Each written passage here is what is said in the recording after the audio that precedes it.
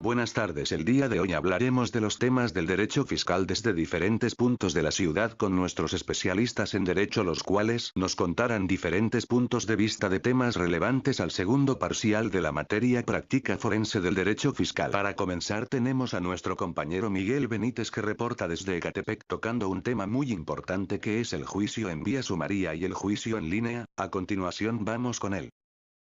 Reportando desde Ecatepec, vamos a observar lo que es el juicio en línea, el cual se promoverá, se substanciará y resolverá a través del sistema de justicia en línea que tiene el propio Tribunal de lo Contencioso Administrativo. En este caso, el demandante deberá señalar expresamente su correo electrónico, de lo contrario, se tramitará en la vía tradicional. Es un requisito que se integre el expediente en línea, mismo que se integrará promociones, pruebas y demás anexos en el sistema de justicia en línea.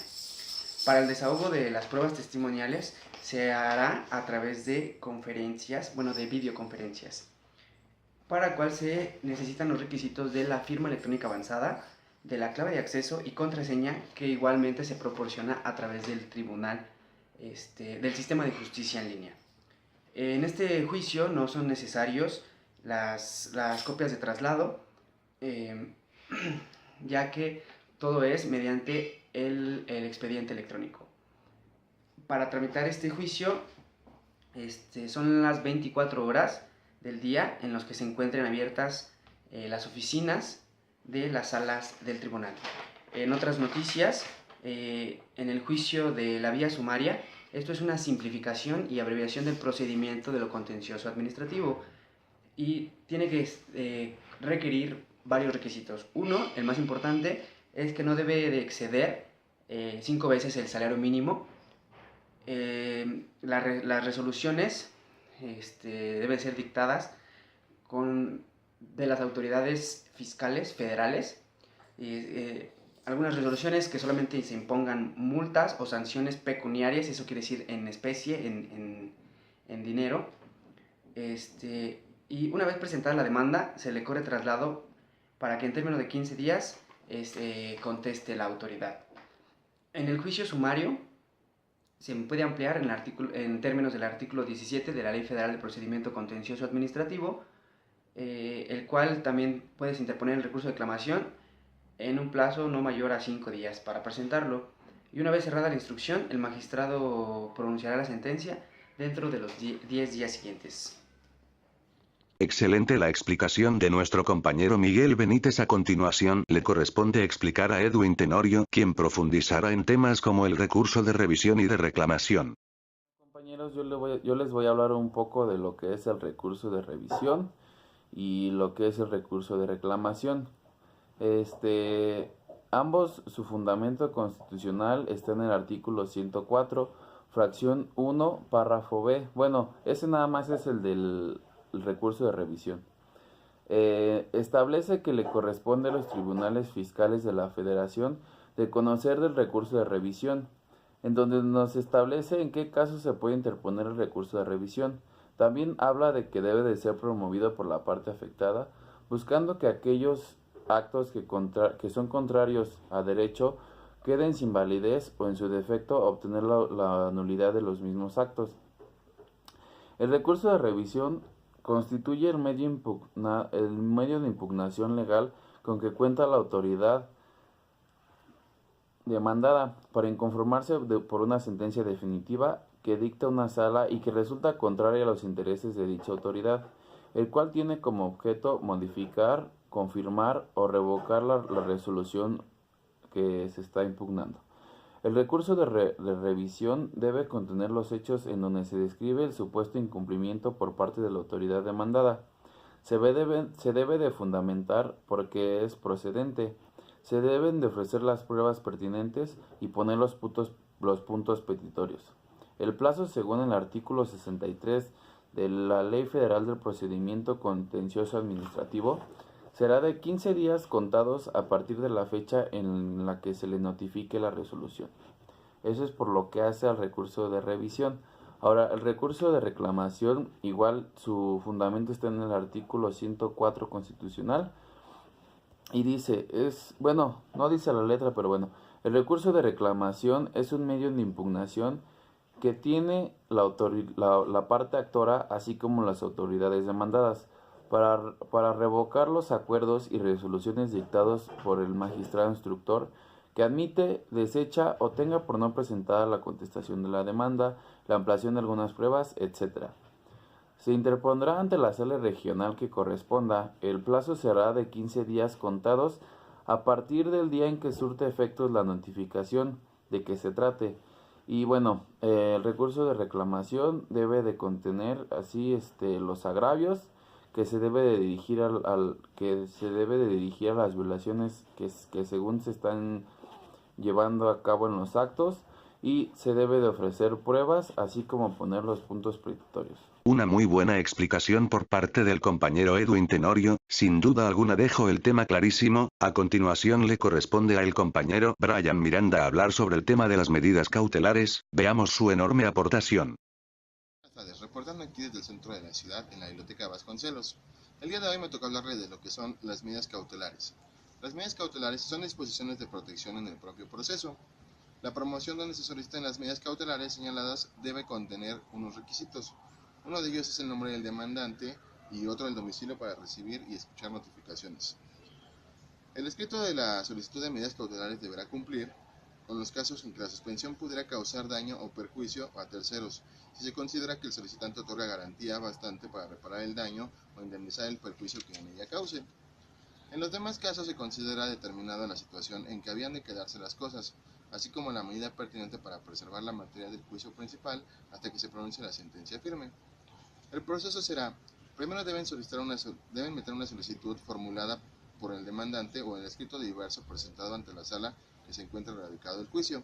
Se transmitirá por cuerda separada bajo responsabilidad del magistrado instructor. Y finalmente, el magistrado instructor deberá promover la suspensión provisional de la ejecución dentro de las 24 horas siguientes a la presentación de la solicitud. Excelente explicación por parte del compañero Brian Miranda. A continuación el compañero Miguel González nos explicará un tema de suma importancia. Pongan mucha atención a las palabras de este erudito en el derecho. ¿Quién? ¿El Benítez? Hombre, el Benítez me hace los mandados. ¿Serio? ¿Serio? No creas que es cuento. ¿Darío? ¿Edwin Darío? Hombre, ¿quién es ese? ¿Quién es ese tú? Nadie lo conoce, nadie lo pela. ¿Serio? ¿El Brian? Oh, el Brian. El Brian es un burro. ¿Serio, no? Chécalo. Ahí, chécalo. ¿Qué? ¿Qué pasó? Estamos al aire. Avísenme. Avísenme. ¿Qué? ¿Qué salió? Nada. Nada bueno. O nada malo. Bueno, vamos a empezar. Buenas tardes. El día de hoy vamos a ver lo que ha sido el curso de fiscal y sigue siendo el curso de fiscal. El día de hoy vamos a hablar un poco de lo que es los alegatos y la sentencia. Primero, tenemos que ver qué son los alegatos, darnos una idea de lo que son los alegatos.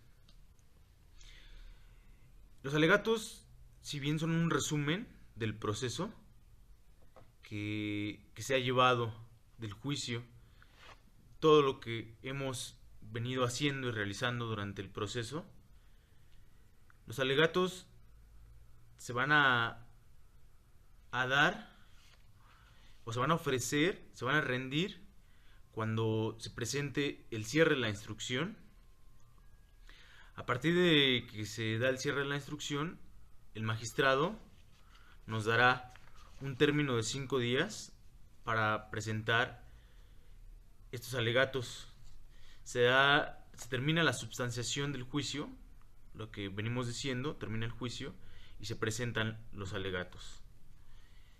El magistrado debe notificar a las partes de que cuenta con un término de 5 días para formular estos alegatos.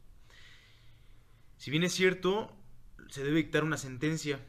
Esa sentencia se va a dar y la va a dictar el magistrado se hayan rendido o no se hayan rendido los alegatos. Esto quiere decir que no son de carácter obligatorio. Los alegatos se encuentran estipulados en el artículo 47 de la Ley Federal del Procedimiento Contencioso Administrativo, y viene, así como lo decimos, se da terminada el cierre de la instrucción. La sentencia está estipulada en el artículo 52 y en el artículo 49 y en el artículo 53.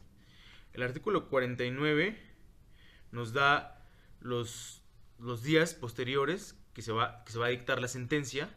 La sentencia es por unanimidad o por mayoría de votos de los magistrados. Se cuenta con 45 días posteriores al cierre de la instrucción. El proyecto se hace durante los 30 días siguientes o posteriores al cierre de la instrucción y se tiene como límite 45 días para dictar esta sentencia. El proyecto se lo realiza el magistrado instructor y este proyecto debe ser aprobado en su mayoría por todos los magistrados. La sentencia va conforme a derecho y es o se dicta sobre el asunto en concreto. No puede ser dictada o no puede ser una sentencia que no sea sobre el asunto. La sentencia, si bien es cierto, en el artículo 52 nos menciona los efectos de la sentencia, que podrá reconocer la validez a la resolución impugnada, es decir, confirmar la resolución que se está atacando, declarar la nulidad de esta misma. Quiere decir que va a dar un fallo a favor del particular. El artículo 53 nos dice que queda firme la sentencia que dicta esta sala, estos magistrados, si bien no acepta un recurso en contra, si bien desecha o sobresee el recurso por ser contrario a derecho, o queda consentida por ambas partes. Esto quiere decir que ambas partes aceptan lo que los magistrados han resuelto acerca del caso. Bien, la sentencia está mencionada en el artículo 53 de la Ley Federal del Procedimiento Contencioso Administrativo. Nos dice que es una sentencia definitiva, que queda firme y pone fin al juicio. Esta sentencia, como ya lo hemos dicho, cuenta con 45 días posteriores al cierre de lo que ha sido el cierre de instrucción. Los magistrados tienen que, es cierto, en el artículo 52 nos menciona los efectos de la sentencia, que podrá reconocer la validez a la resolución impugnada, es decir, confirmar la resolución que se está atacando, declarar la nulidad de esta misma. Quiere decir que va a dar un fallo a favor del particular. El artículo 53 nos dice que queda firme la sentencia que dicta esta sala, estos magistrados, si bien no acepta un recurso en contra, si bien desecha o sobresee el recurso por ser contrario a derecho, o queda consentida por ambas partes. Esto quiere decir que ambas partes aceptan lo que los magistrados han resuelto acerca del caso. Bien, la sentencia está mencionada en el artículo 53 de la Ley Federal del Procedimiento Contencioso Administrativo. Nos dice que es una sentencia definitiva, que queda firme y pone fin al juicio. Esta sentencia, como ya lo hemos dicho, cuenta con 45 días posteriores al cierre de lo que ha sido el cierre de instrucción. Los magistrados tienen que realizar un proyecto de sentencia y tiene que ser aceptado por la mayoría. Es importante resaltar que en el juicio sumario no se cuenta con 45 días. Realmente se cuenta con 10 días posteriores al cierre de la instrucción para dictar una sentencia. Esa es una gran diferencia entre el juicio sumario y el juicio ordinario o el juicio tradicional que podamos resaltar. También es importante resaltar que en el juicio sumario también se da el cierre de la instrucción y los alegatos. Pero los alegatos en el juicio sumario cuentas con un término de 3 días para ofrecer estos. Igual sucede lo mismo. Si se ofrecen o no se ofrecen, se tiene que dictar una sentencia. Son dos puntos importantes que podemos resaltar sobre los alegatos y la sentencia en diferencia con el juicio tradicional. Eso es todo por mi parte. Tenga usted una muy buena tarde. Estamos reportando desde el área sur, en la zona de Xochimilco. Gracias por su atención. Hasta la próxima. Espero que les haya quedado completamente claro lo que expresó el compañero Miguel González. Ya para concluir con este informe en materia fiscal viene la compañera Carla Tapia, la cual nos hablará del incidente y las pruebas. Vamos a ver su aportación. Sobre los incidentes en el juicio de nulidad. Este es el procedimiento establecido para resolver cualquier cuestión que, con independencia del principal, surge en el proceso.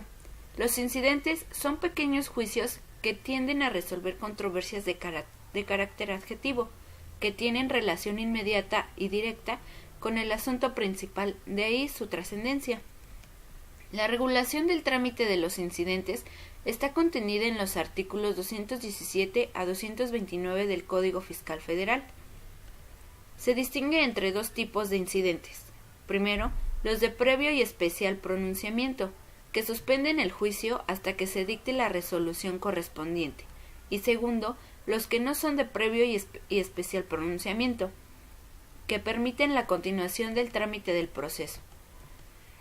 Según la legislación vigente, son incidentes de previo y especial pronunciamiento, primero, la incompetencia en razón del territorio. Este incidente ocurre cuando la demanda se presenta ante una sala distinta de la que debe conocer el asunto, por ser esta última competente en razón de territorio, es decir, según el domicilio de las partes. Segundo, el de acumulación de autos. Tiene lugar cuando existen dos o más juicios pendientes de resolución en los que las partes sean las mismas, que se expongan los mismos agravios, que el acto impugnado sea el mismo, que se impugne actos que sean unos antecedentes o consecuencia de los otros. Tercero, el de nulidad de notificaciones. Ocurre cuando las notificaciones no fueron elaboradas, apegándose al reglamento en el mismo Código Fiscal Federal en sus artículos 134 y 140, y por lo tanto son nulas. Cuarto, el de interrupción por causa de muerte, disolución, incapacidad o declaratoria de ausencia. Se podrá interrumpir el juicio por las causas señaladas por un plazo no mayor de 1 año, y si en este plazo no comparece el albacea, representante legal o tutor, se podrá reanudar el juicio y las notificaciones se harán mediante lista al representante de la sucesión o de la liquidación según se aplique. 5. La recusación por causa de impedimento. Hay ocasiones en que los magistrados competentes para conocer del asunto o los peritos especializados en la materia de controversia llegan a tener alguna relación con alguna de las partes, pueden ser familiares, amigos o enemigos de las partes, o contar con una razón que pudiese afectar su imparcialidad en el conocimiento del juicio. En estos casos supuestos que pueden ser recusados, es decir, que se les disculpa de que no conozcan del asunto y se les sustituirá según el procedimiento establecido. Ahora les hablaré de las pruebas. En sentido estricto, la prueba es la obtención del cercioramiento del juzgador acerca de los hechos discutidos y discutibles, cuyo esclarecimiento resulte necesario para la resolución del conflicto sometido a proceso. En este sentido, la prueba es la verificación o confirmación de las afirmaciones de hecho expresadas por las partes. La necesidad de la prueba en el juicio de nulidad se deriva de los elementos de la acción, es decir, el derecho de poder acudir al tribunal. Uno es el derecho subjetivo que se otorga para poder acudir, y el otro viene a ser la pretensión, que es la finalidad de la acción, que consiste justamente en poder demostrar ante el órgano jurisdiccional la ilegalidad del acto que estamos demandando. La carga de la prueba corresponde a quien presente esta. Por lo tanto, las pruebas serán los elementos tangibles con que cuentan las partes para demostrar o acreditar un hecho ante el juzgador, para probarle que la ilegalidad que promueve es verdad, que los hechos que narran es lo realmente ocurrido, así como la existencia de los actos jurídicos que se mencionan. Existen diversas clases de pruebas en el mundo jurídico. Sin embargo, por el momento solo nos abocaremos a las que nos interesan. Sobre este aspecto, el Código Fiscal Federal nos señala en su artículo 230, que a la letra dice: en los juicios que se tramiten ante el Tribunal Federal de Justicia Fiscal y Administrativa serán admitibles toda clase de pruebas, excepto la de confesión de las autoridades mediante absolución de posiciones y la petición de informes, salvo que los informes se limiten a hechos que consten en documentos que obren en poder de las autoridades. Las pruebas supervinientes podrán presentarse siempre que no se haya dictado sentencia. En este caso, el magistrado instructor ordenará dar vista a la contraparte, para que, en el plazo de 5 días, exprese lo que su derecho convenga. El magistrado instructor podrá acordar la exhibición de cualquier documento que tenga relación con los hechos controvertidos o para ordenar la práctica de cualquier diligencia. En esto, la razón práctica de por qué no es permitida la prueba confesional de las autoridades es que será imposible que la autoridad acudiera al tribunal cada vez que un actor deseara hacer uso de esta prueba, lo cual sería absurdo, pues tendría la autoridad que pasar más tiempo en el tribunal que realizando el trabajo que le corresponde. Además, se estipula así porque en esta materia todas las actuaciones de la autoridad deben constar por escrito, y por lo tanto es suficiente con la exhibición del documento que constate la actuación a que se desea hacer referencia. Esta es una peculiaridad del juicio en cuestión, ya que existe en nuestro derecho otros juicios en los que la prueba reina es precisamente la confesional, como en el proceso penal, pero ahora sabemos que eso no podrá ser aplicado al nuestro por las razones dadas. El ofrecimiento de las pruebas tendrá lugar, como ya vimos, en el momento de la presentación de la demanda o de la contestación, según cada una de las partes. Las pruebas atraviesan por distintos momentos procesales dentro del procedimiento, 3 para ser precisos. Primero, el ofrecimiento; segundo, su desahogo; tercero, su valoración. En los juicios ordinarios, el ofrecimiento y el desahogo de las probanzas constituyen 2 etapas procesales diferentes. Sin embargo, en este juicio no sucede de esta manera, sino que las 2 primeras etapas, ofrecimiento y desahogo, se conjuntan en una sola, es decir, que el momento en el que las partes ofrezcan las pruebas, tienen que desahogar estas, al menos que todas aquellas que conforme a su propia naturaleza puedan quedar desahogadas. El tercer momento de la prueba, es decir, su valoración, se hará de la forma siguiente conforme al artículo 234 del Código Fiscal Federal.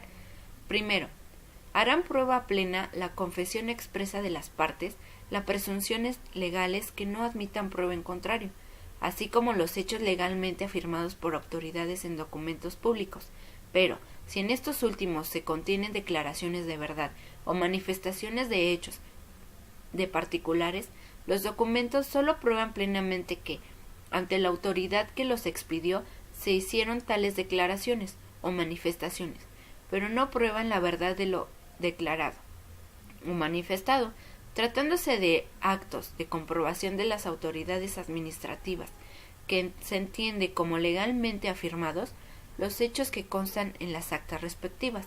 Segundo, el valor de la prueba pericial y testimonial, así como el de las demás pruebas, quedará a la prudente apreciación de la sala. Cuando por el enlace de las pruebas rendidas y de las presunciones confirmadas, la sala adquiera convicción distinta acerca de los hechos materia de litigio, podrá valorar las pruebas sin sujetarse a lo dispuesto en las fracciones anteriores, debiendo fundamentar razonadamente esta parte de su sentencia. Y ahora les hablaré del cierre de la instrucción. Para que la sala esté en aptitud de emitir la resolución de conforme a derecho proceda, previamente el magistrado instructor deberá declarar cerrada la instrucción de procedimiento contencioso administrativo. Ello solo puede acontecer 10 días después de que haya contestado la demanda o la ampliación de la misma, en su caso, se hayan desahogado las pruebas, resueltos los incidentes de previo y especial pronunciamiento, o bien se hubiere practicado la diligencia que hubiese ordenado el magistrado instructor y haya concedido a las partes un término de 5 días para formular sus alegatos por escrito, según el artículo 235 del Código Fiscal Federal. Bueno, pues eso sería todo por nuestra parte. Esperemos que les sirva este material para consulta de temas relevantes de materia fiscal. Hasta la próxima.